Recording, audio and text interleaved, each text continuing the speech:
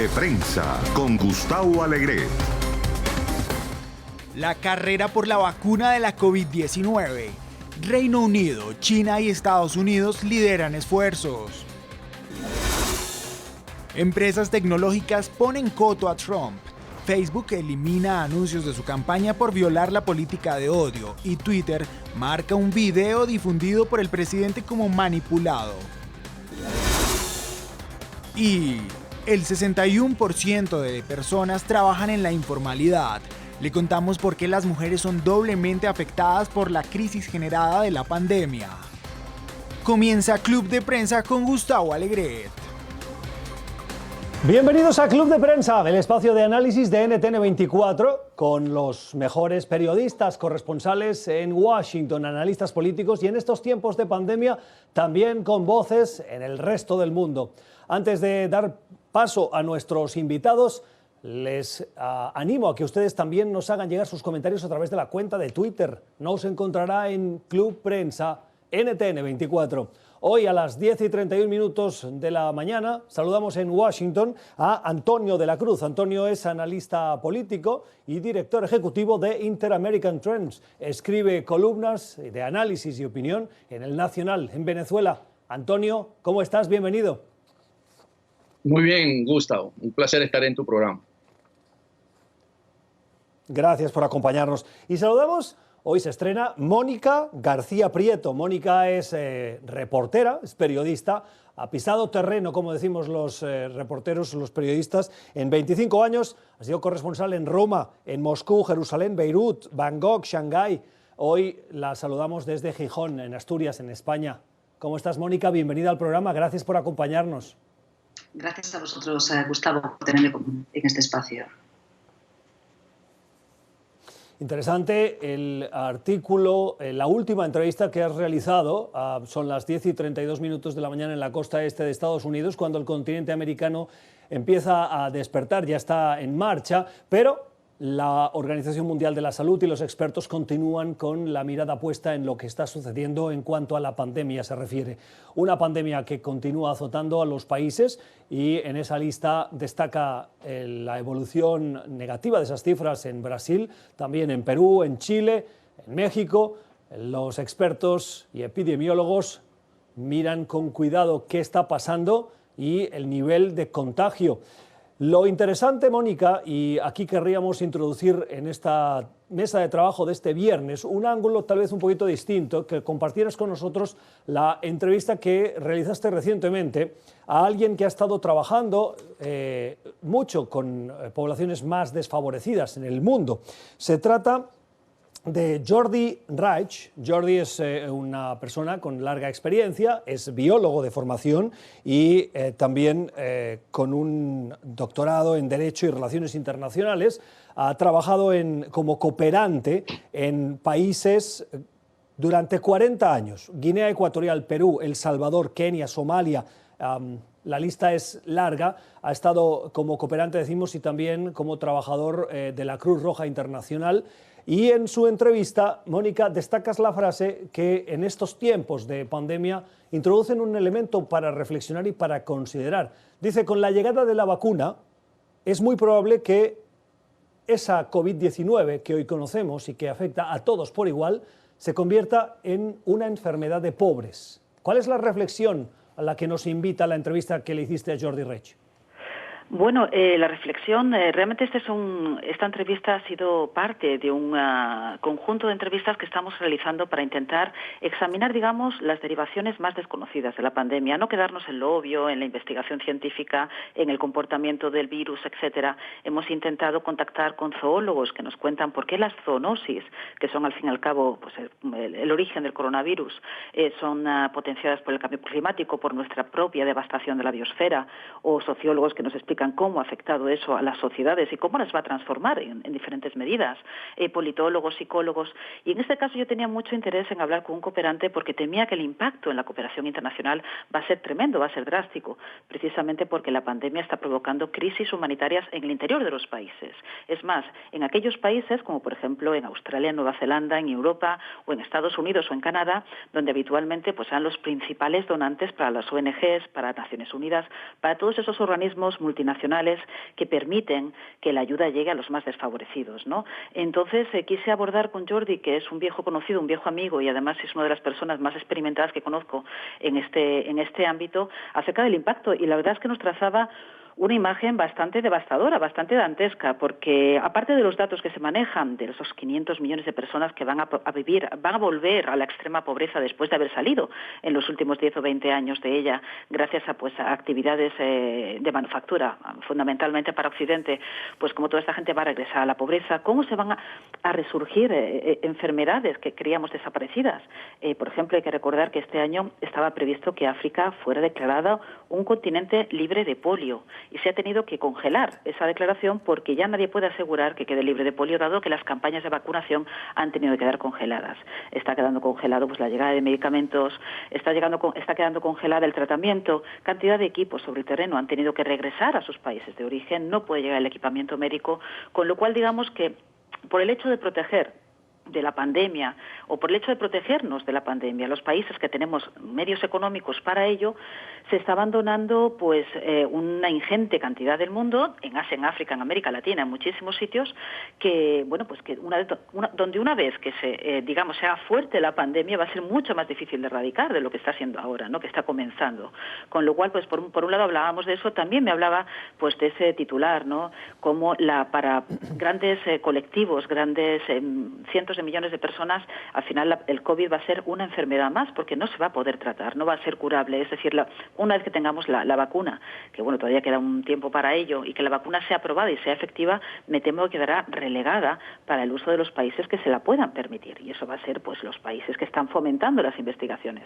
Pero eso no quiere decir que se vaya a extender al resto de países, ¿no? A los países que no se pueden permitir económicamente una campaña de vacunación global de toda su población. Con lo cual, pues hay que temer que esto ocurra como ocurrió con el SIDA, por ejemplo, que quedó como una enfermedad que solamente afecta a los países que no se pueden permitir los retrovirales, mientras que en los países que sí se los pueden permitir, las consecuencias sean muchísimo menores y rara vez terminen en muerte, ¿no?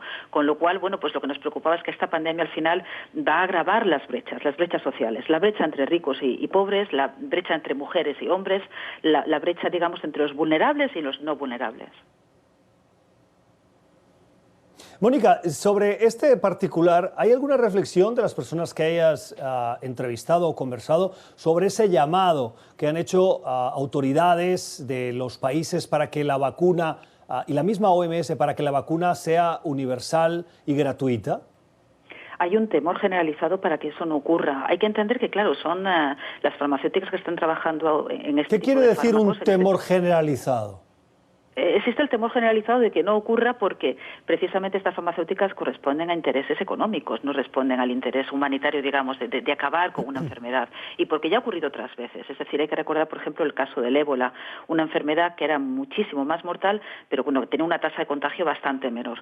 ¿Qué ocurrió? Bueno, pues que cuando estuvo confinada en África, tardó muchísimo en ser abordada, incluso desde Occidente. Sin embargo, cuando hubo casos que llegaron a Europa, enseguida se abordó, se aisló los casos y se encontraron remedios para tratarles, ¿no? Con lo cual, por eso digo que esto yo creo que va a volver a incidir en esa brecha, ¿no? En esa brecha social y en esa brecha económica que marca las relaciones entre norte y sur y que, bueno, parece que sigue eternizándose pese a que la pandemia nos afecte a todos.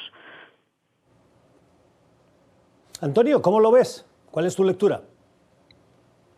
En términos de lo que cuenta Jordi, ¿verdad? El impacto, por supuesto, va a ser en los sectores, en los grupos sociales más débiles, porque y en los países más económicamente más débiles, porque el gran impacto, hoy el epicentro se ha movido a América Latina, ¿verdad? Y se encuentra, como señalaste en la introducción, en los países suramericanos y básicamente en Brasil, Chile, Perú.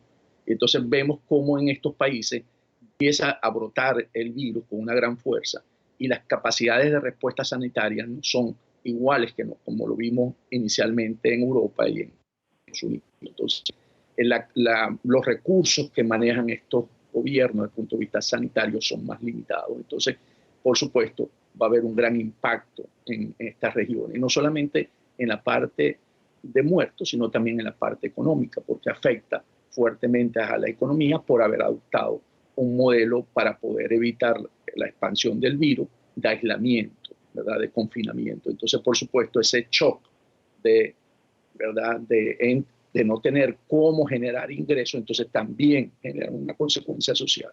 Y entonces esa paralización de la economía ha afectado los sectores de turismo, el sector informal. Entonces estamos viendo cómo eso va a generar en el futuro, ¿verdad?, una consecuencia directa a estos países, porque además no hay la parte de distanciamiento social, porque si vemos en estas poblaciones, generalmente se vive muchas familias juntos en sectores, en espacios reducidos, por no tener las mismas capacidades de poder tener habitaciones y viviendas con suficiente espacio. Entonces, tenemos muchos elementos conjugados para que las consecuencias del COVID-19 en el corto plazo, ¿verdad?, hasta que llegue a tener también no solamente la vacuna, sino un tratamiento, que sería la manera que estos países del sur podrían sobrevivir. Sí. En la vacuna, pues la vacuna en la primera instancia va a ser utilizada en los países desarrollados, ¿verdad?, porque ellos son los que están financiando estas vacunas, y entonces van a ser utilizados por ellos. Pero hasta que no lleguemos a una fase de tratamiento, ¿verdad?, que podría seguir la segunda fase, los países del sur van a sufrir y los países pobres van a sufrir más. Estamos en conversación con Mónica García Prieto y con Antonio de la Cruz. Mónica, nos explicabas que la entrevista que nos da pie a el inicio de esta conversación en este programa forma parte de una serie de conversaciones de perfiles distintos de los que los medios nos hemos fijado para explicar la pandemia y su impacto. ¿Hay algún otro perfil, alguna otra reflexión interesante que te haya llamado la atención y que podamos compartir aquí, que no forme parte de ese mainstream informativo sobre la pandemia y que sea relevante? Ha habido varias conversaciones, a mi juicio, muy interesantes. Desde la conversación con el filósofo Santiago Barrico me parece muy enriquecedora. Hablaba de cómo los occidentales nos hemos descubierto vulnerables, ¿no? Como la invulnerabilidad que no creíamos que teníamos, que vivíamos en ese mundo perfecto, se ha roto por los aires, demostrándonos nuestras debilidades, lo cual me parece una gran cura de humildad, quizás, y una gran bofetada de la historia, ¿no?, después de tantas décadas, manteniendo una actitud casi colonialista respecto a países menos afortunados que nosotros. Por otro lado, una socióloga maravillosa también nos habló acerca de los problemas que tenemos en Occidente para enfrentar la muerte, para enfrentar el hecho de que es imposible de evitar la muerte y de que tenemos que convivir con ello, ¿no?, en la línea de toda esta pandemia que, por lo menos en España, creo que no en otros países, pero sí en España, nos ha privado de la visión de la muerte. Ha habido una especie de connivencia muy interesante y muy criticable entre los medios de comunicación y el gobierno, empeñados en no mostrar a nuestros propios muertos, a los féretros, a los cadáveres, en no entrar en las unidades de cuidados intensivos, en no mostrar la dureza, la crudeza con la que se ha cebado la pandemia en España, que ha sido uno de los países más afectados, sin duda. Y esto, me ha hecho también recapacitar mucho acerca de ese complejo que tenemos a la hora de no querer ser conscientes, digamos, de nuestras propias debilidades. Y la última entrevista, que la publicábamos hoy, con un historiador cultural, una persona fascinante, Javier Moscoso, un filósofo español. Él es un experto en los sentimientos, es un experto en el estudio de cómo las emociones van modificándose a lo largo de la historia, cómo se van transformando y cómo nos transforman como sociedades, ¿no?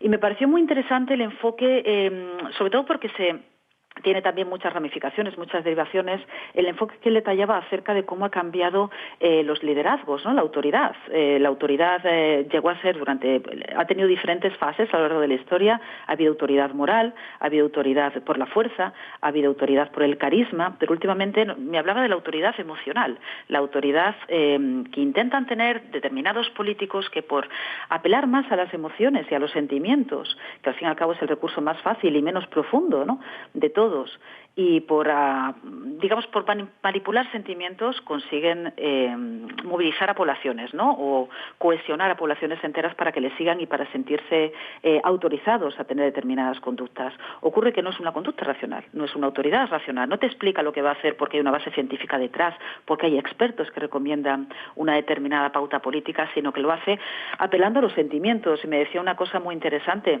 apelar a la tripa, apelar al estómago para actuar, funciona inmediatamente, pero es el origen de todo populismo. Y seguramente esa sea una de las claves por las cuales el populismo está avanzando en todo el mundo, desde Asia con Xi Jinping o con Vladimir Putin, hasta Estados Unidos con Trump, en América Latina con Bolsonaro, en España con tantísimos líderes de la extrema derecha que están apareciendo y que están teniendo bastante popularidad y bastante seguimiento público, precisamente, bueno, conjugando todas estas entrevistas, porque parece que desde que tenemos las redes sociales todos tenemos convicciones inamovibles, ¿no? Todos creemos saber cuál es la verdad.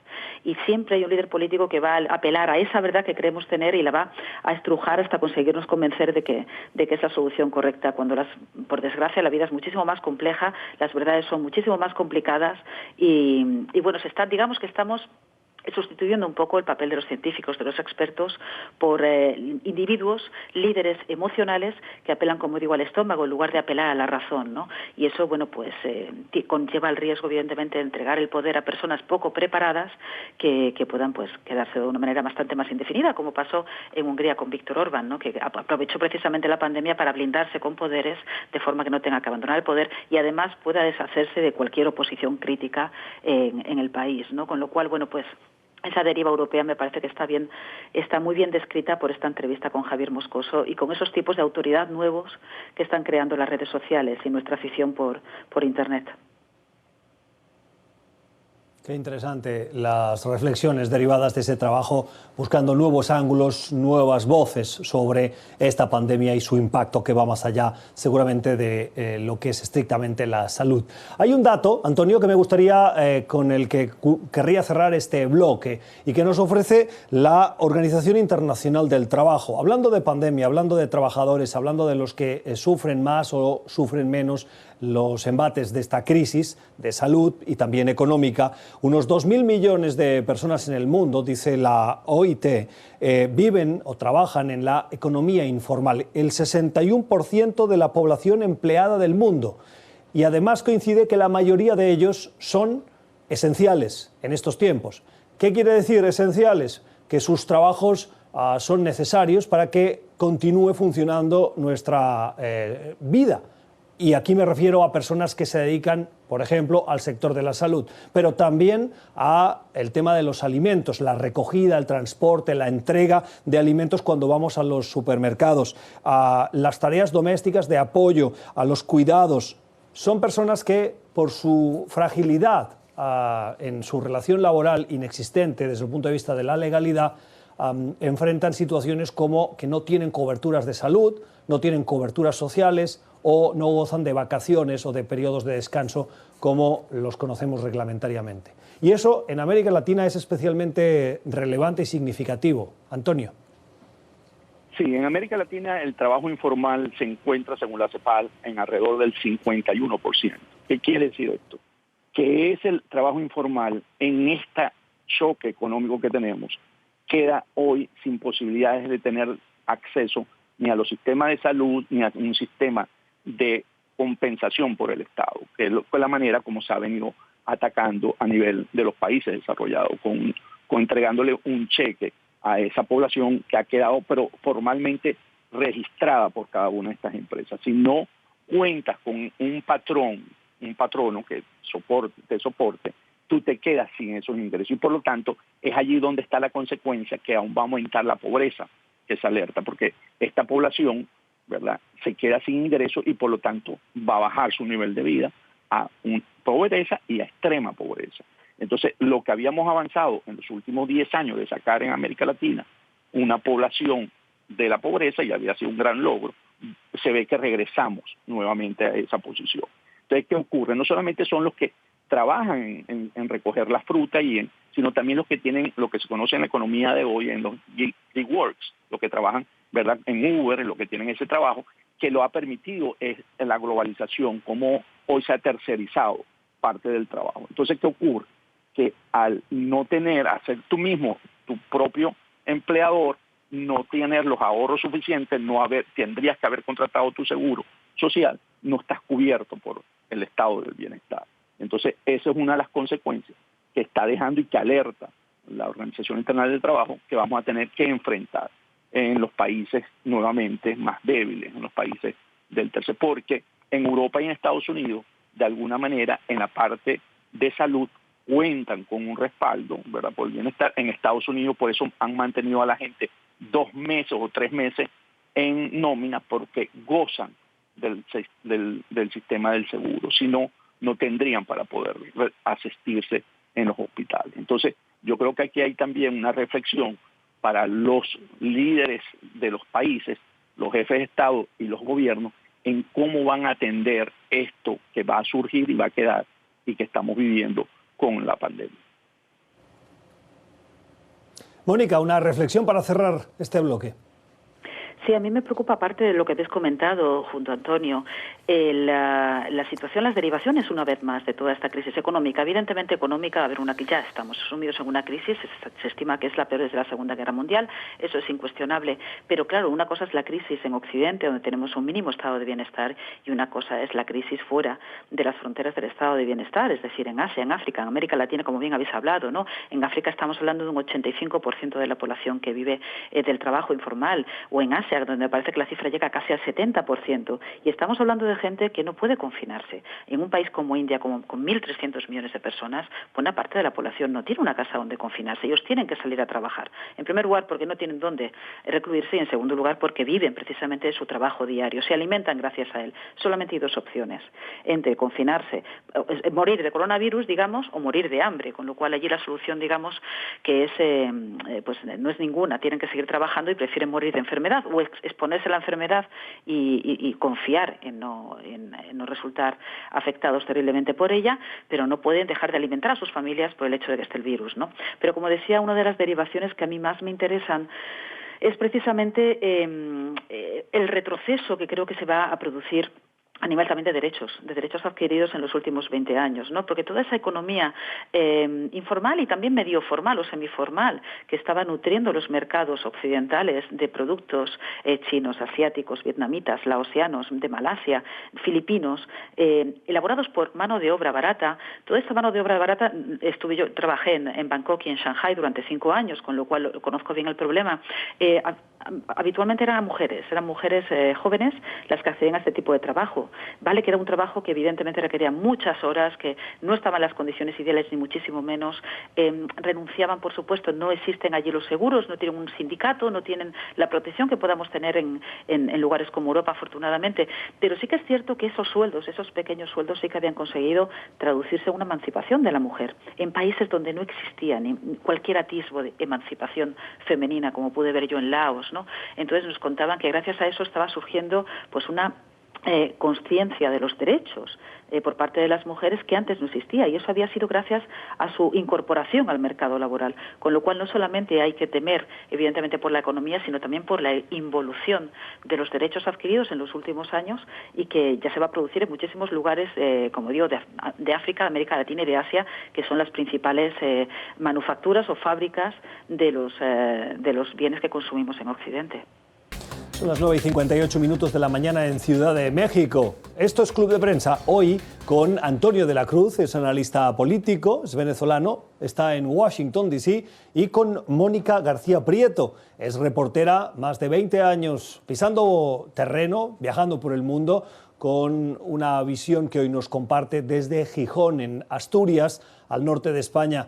Estoy pensando, Mónica, que en Gijón las temperaturas suelen ser en verano muy agradables, y me da mucha envidia no poder estar coincidiendo con la llegada del calor en estas latitudes. Pero bueno, eso sería para otra conversación. Antonio, me gustaría que entráramos en las nuevas sanciones que ha anunciado Estados Unidos a una empresa, en este caso mexicana. El objetivo es Venezuela, pero dice el gobierno de Estados Unidos que estas empresas mexicanas y las personas que también han sido sancionadas en las últimas horas por el Departamento del Tesoro son personas que estaban en un esquema para evitar o pasar las sanciones que la comunidad internacional y particularmente Estados Unidos imponen a Venezuela con el objetivo de continuar poniendo presión al gobierno de Nicolás Maduro para forzar una transición a la democracia, a unas elecciones libres en el país suramericano.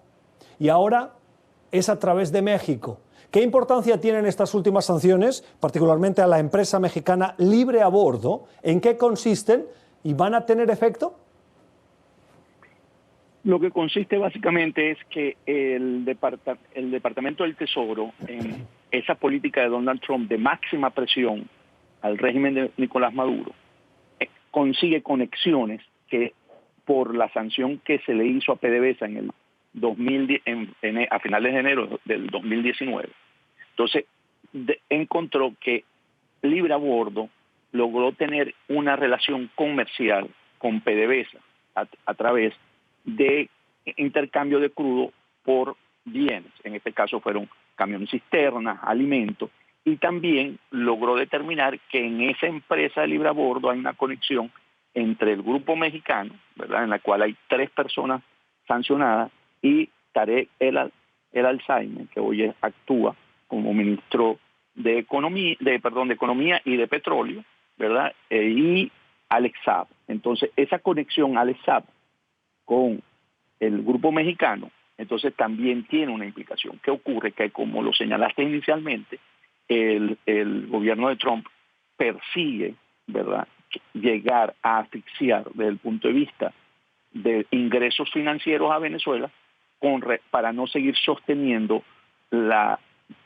el gobierno de Maduro. Entonces, en ese sentido, tiene esa intención de llevarlo, ¿verdad?, y cada vez lo asfixia más. Hoy está manejando básicamente unos ingresos por exportaciones de petróleo semanalmente de unos $30 millones, lo que no le permite tener suficiente cash en divisa para poder seguir sosteniendo toda la maquinaria de la corrupción. Entonces, realmente la presión que está ejerciendo la administración Trump sobre Maduro en este momento es muy fuerte.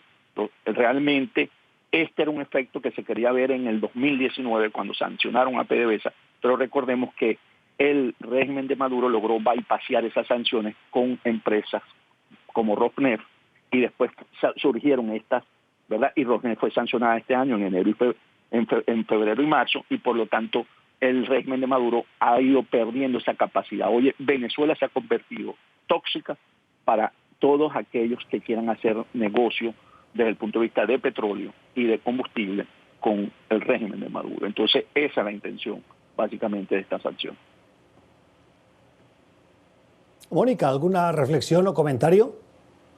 Bueno, me preocupa lo que siempre me ha preocupado con Estados Unidos o con China, ¿no?, con los dos grandes países que están disputándose el liderazgo mundial, que siempre las sanciones son un arma arrojadiza, siempre hay una intencionalidad detrás, aparte de la solidez, digamos, de la acusación que pueda haber, por supuesto, siempre hay una estrategia política que esconden estas sanciones y que se ha visto muy bien puesta de manifiesto en todo lo que, por ejemplo, rodeó a Corea del Norte, en toda la política norteamericana de Corea del Norte, que lo mismo es un gran enemigo de Corea del Norte como un aliado, casi un amigo del presidente, dependiendo del humor del presidente.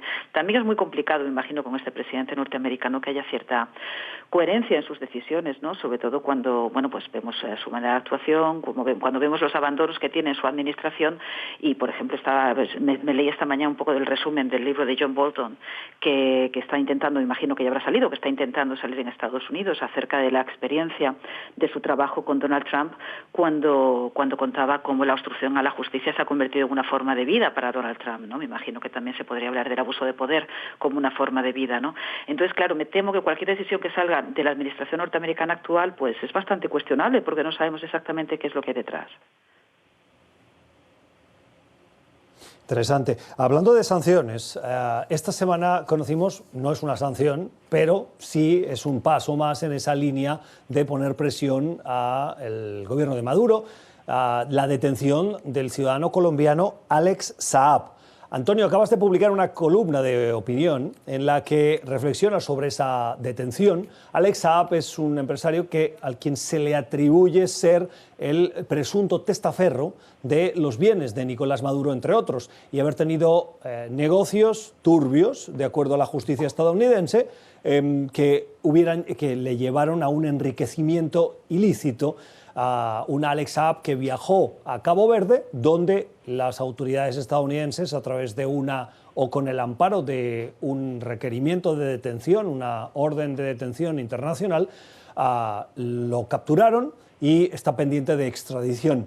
¿Por qué la detención de Alex Saab, de acuerdo a tu columna, dice puede ser la vencida desde el punto de vista judicial, Antonio? porque así como Al-Saab, desde que el régimen de Chávez ha venido expandiéndose, porque recordemos que cuál es el modelo político en Venezuela, un modelo autoritario competitivo en términos de el ejercicio es autoritario, dictatorial, competitivo porque permitía las elecciones. Una de las cosas que Chávez siempre se jactaba era que él había hecho más elecciones que cualquier gobierno en el mundo. Entonces, en ese sentido, cuando empieza a tener la vinculación con las fuerzas revolucionarias colombianas, con la FARC, y la FARC en ese momento, estamos hablando 2010, 2008, es una organización declarada terrorista y narcotraficante, se mete en el mundo del narcotráfico. Y entonces ahí hay una persona que en el 2010 era muy fuerte, que se llamaba Walid Macler, que era alias el Turco, y entonces él manejaba los negocios del narcotráfico dentro de Venezuela, y él fue capturado en la frontera entre Colombia y Venezuela, en la ciudad de Cúcuta, y en ese momento la DEA tenía un indictment a él y fueron a buscarlo, le pusieron también una orden de captura internacional, pero en ese momento el presidente de Colombia era Juan Manuel Santos y tenía una relación, había declarado en ese momento una relación especial con Hugo Chávez, lo llamó su mejor nuevo amigo. ¿Por qué? Porque él andaba buscando cómo hacer una alianza con él para ir al proceso de paz a través de Chávez con la FARC. Entonces en ese momento Chávez, que ve el riesgo que venga a Estados Unidos por el conocimiento que tiene de estos flujos de droga, de cocaína, y las implicaciones que tiene para la FARC, Santos se lo entrega, lo pide también en extradición y Santos al final decide, la justicia colombiana, de entregárselo a Chávez. Entonces pierden en ese momento un gran pez gordo. El segundo fue, como todos debemos recordar, el Hugo Carvajal, alias El Pollo, que fue capturado en Aruba. Él en ese momento era el ministro de Inteligencia, el que manejaba todos los secretos. Y ahí, eso fue en el 2014, 4 años después de Walid Macler. Entonces, ¿qué ocurre? Que en ese momento en Aruba también se pone una orden de Interpol roja, y cuando él llega al aeropuerto de Aruba es capturado también, pero el gobierno de Maduro lo había nombrado a él cónsul en Aruba, pero no había sido aceptada su credencial. Entonces, ¿qué ocurre? Que se mueven muy fuertemente, y aquí lo hacen a través de Cristina Kirchner, que tiene una relación, ¿verdad? Recordemos que en Holanda, la esposa del rey es de origen argentino, y ejercen, no, por supuesto, él no es el que acepta las credenciales, sino el Estado holandés, para no ser embajador del rey, porque es cónsul. Entonces la Cancillería, entonces se mueven y en ese momento declaran que él fue aceptado, y se pierde nuevamente la captura de un gran pez gordo de lo que es todo el aparato criminal del Estado venezolano. Y ahora, 6 años después, tienen a Al-Saab, que lo venían buscando, y entonces lo agarran en Cabo Verde también, porque conoce todos los secretos de la ingeniería financiera y todas las empresas montadas, y el negocio del oro y el negocio de la comida, de las cajas Claps, conocidas en Venezuela, muy bien, y es el testaferro, supuestamente, del clan de Nicolás Maduro con sus hijos y de Silvia Flores y toda esa parte del régimen venezolano que maneja esa línea de negocio. Entonces, aquí, ¿verdad? Lo importante es, por eso digo, será esta la tercera vez por el refrán, a la tercera es la vencida. Sin embargo, al no haber un tratado de extradición con Estados Unidos, con Cabo Verde, esto va a ir a un juez a la toma de la decisión final, y a lo mejor al Tribunal Supremo de Justicia, porque van a agotar todas las instancias. Entonces, aquí no podemos decir, claro, yo no creo, tú me preguntas a mí hoy, ¿tú estás 100% que ven a Estados Unidos? No creo que hay 100%. Aquí hay una lucha desde el punto de vista diplomático entre Rusia, China, porque estos negocios de Al-Saab también involucran a Rusia, China, Irán, Turquía, y los Estados Unidos y Colombia, que entró ya a pedir también la extradición de él. Seguimos en Club de Prensa, el espacio de análisis de NTN24, hoy con Mónica García Prieto desde España y con Antonio de la Cruz desde Estados Unidos, mirando a la actualidad, una actualidad que pasa también por el pulso que mantiene el presidente Donald Trump con las empresas tecnológicas. 2 hechos llaman la atención en las últimas horas que vuelven a poner esa relación tirante y que evidencia las estrategias de campaña. En este caso, la de la reelección del presidente Donald Trump, que se enfrenta a Joe Biden, presumiblemente el nominado virtual demócrata en las elecciones del 3 de noviembre. ¿Qué ha pasado? Twitter, frente a un mensaje difundido por el presidente Donald Trump, en el que utiliza un vídeo parcialmente modificado para trasladar un mensaje de acusación a los medios de comunicación y decirles que mienten.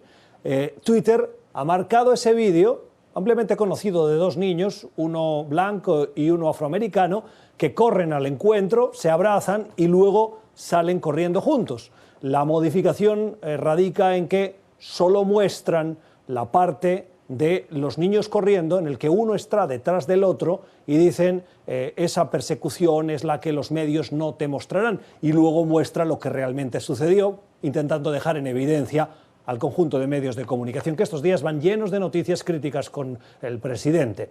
La otra, Facebook, que ha decidido sacar de su plataforma una campaña informativa en la que el presidente, o la campaña de Donald Trump, utilizaba una simbología, un triángulo rojo invertido, que era utilizado y es utilizado por la extrema derecha y que tiene su origen en lo que los nazis hacían en los campos de concentración para identificar a prisioneros. Mónica, una reflexión sobre los medios y el pulso con Donald Trump. Bueno, Donald Trump se ha caracterizado desde el inicio de su mandato por un desprecio absoluto hacia la libertad de expresión y hacia los medios de comunicación, y han sido innumerables los ejemplos que hemos tenido hasta ahora. Yo creo que se centra mucho más en hacer campaña desde las redes sociales que pues en los mítines o como mediante un discurso articulado, ¿no? Esta ha sido su característica, y hasta ahora yo creo que las redes sociales han sido muy permisivas, diría, con todos los tweets que podemos recordar que hayan podido parecer ofensivos, que hayan sido intolerantes, que hayan fomentado conductas, digamos, que no deberían normalizarse. Este es el último caso, creo que ha sido el caso más extremo. De hecho, Facebook no había tomado medidas, pese a las numerosas peticiones que habían habido en ese sentido por numerosísimas organizaciones hasta ahora, hasta que ha utilizado, evidentemente, un símbolo que tiene unas reminiscencias históricas incuestionables y terribles, como son los campos de concentración nazis y el holocausto de Hitler en los años 40, ¿no? Entonces, claro, esta vez ha habido un límite, digamos, que se ha sobrepasado. Lo preocupante seguramente es que no solamente ha sido la cuenta de Trump, creo que han sido 88 los mensajes, los anuncios de esta campaña publicitaria, los que han sido suprimidos. Parte de ellos eran del propio Donald Trump, parte de su vicepresidente, Mike Pence, y parte de la propia campaña de Trump, ¿no? Con lo cual ya es bastante más largo y bastante más amplio, quiero decir. Y me parece preocupante porque demuestra una vez más la banalización del mal, cómo se está normalizando el poder ser injustos, el poder ser malvados, el poder aludir a cosas que incluso están legisladas, es decir, el fascismo o el nazismo es una cuestión ampliamente legislada en Europa, no se puede hacer apología, que es básicamente lo que viene a hacer este triángulo invertido rojo que tanto recuerda a los campos de concentración nazis, ¿no? Con lo cual se están incurriendo en pautas que eran inimaginables hace 20 años. Y una vez más, como me decía este filósofo que os comentaba antes, Javier Moscoso, me parece muy cuestionable y sobre todo muy problemático el hacer la política con las emociones, es decir, el hecho de por gritar más tener más razón, ¿no? Quien más grita tiene más seguidores y por tanto al final termina teniendo más razón, aunque no tenga ninguna razón detrás, ningún argumento de peso, aunque no tenga una línea política, no tenga un equipo, no tenga argumentos para convencer, se trata de gritar. Parece que las redes sociales están fomentando esta actitud.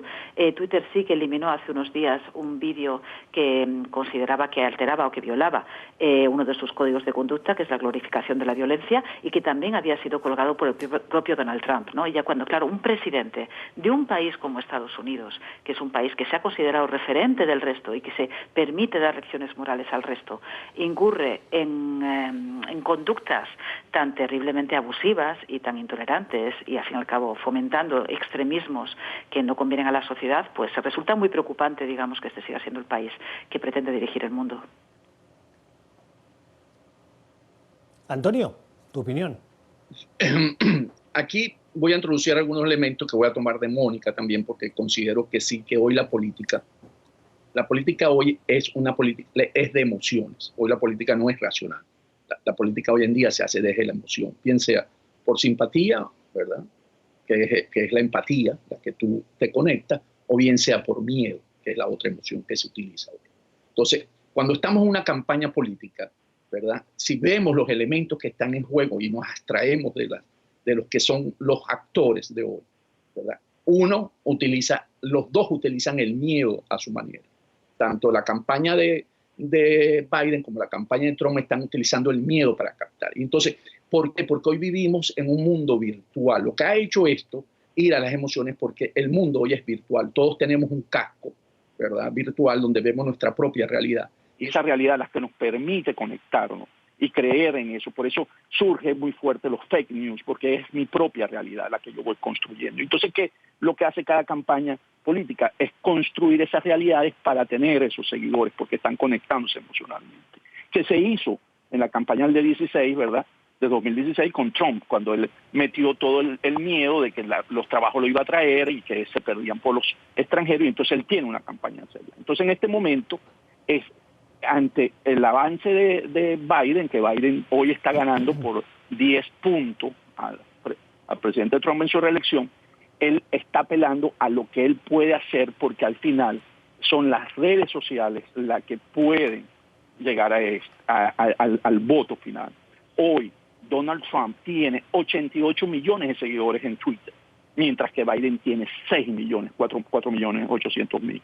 Y tiene en Facebook 28 millones. Esa es una población que, si bien no vota toda, pero es muy de una gran, ¿verdad?, fuerza para poderlo lograr. Entonces, en ese sentido, lo que está haciendo Facebook y Twitter es que precisamente esos mensajes de construir esa realidad de Trump e irlos limitando.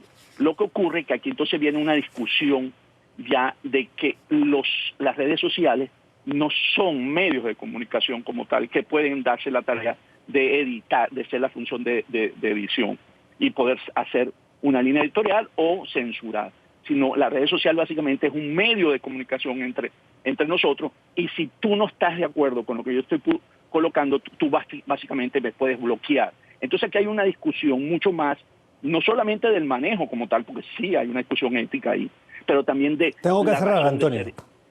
Ok, bueno, cerremos.